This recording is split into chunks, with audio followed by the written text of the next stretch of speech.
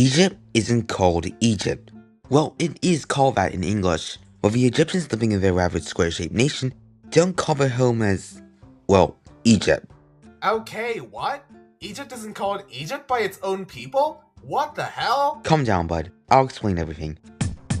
The name Egypt comes from the ancient Greeks, who called the land Aegyptos, a linguistic adaptation of an ancient Egyptian name for a temple.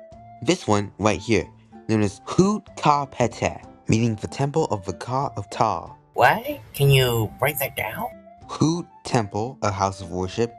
Ka, a spiritual part of the soul in Egyptian mythology. Ptah, Ptah, the Egyptian god of creativity. So yeah, Egypt is named after a temple. But the Egyptians never called their country that, rather they called it Misr, an ancient Semitic word used in Arabic often referring to a fortified land or boundary. Though this only became the official name for the country after the Arab conquest in 7th century AD, long after the Greeks first said Aegyptos. Wait, so did the Greeks ever realize this and switch to calling the nation Misr? No, of course they didn't. This name stuck with the Greeks. They still called it Aegyptos, and they still do in fact. The name for the country in modern Greek is Aegyptos. And after that, the name has spread to all the languages at the time, including Latin, the language that truly cemented the name Egypt, or as they called it, Aegyptus. And because this is Latin we're talking about, it only snowballed from there. Just look at this mess.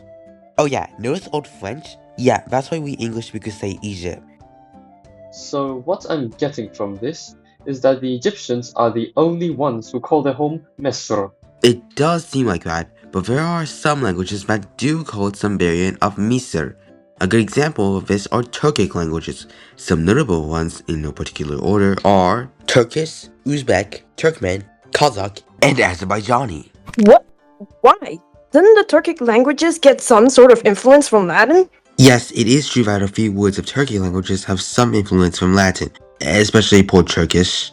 However, Arabic had a much stronger influence than Latin, which is why Misr is still using these languages. That and the name has more relevance to Turkic speakers than Egypt does.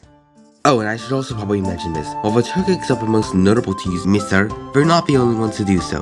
There's also, again in no particular order, Hindi, Bengali, Tajik, Malay, Hausa, and Swahili. I go on to list more examples, but most of these Misr names are scarce. In fact, there are even a few languages that switch from Misr to Egypt. Romanian use Misr to refer to Egypt, but now it's considered dated and suggests you use Egypt instead. And then there's Maltese, who despite being a Semitic language just like Arabic, it says Egypt too. No, did not type that L by mistake. Maltese puts a definite article before country names. So, in short summary, even though a lot of people say Egypt, that doesn't mean everyone does.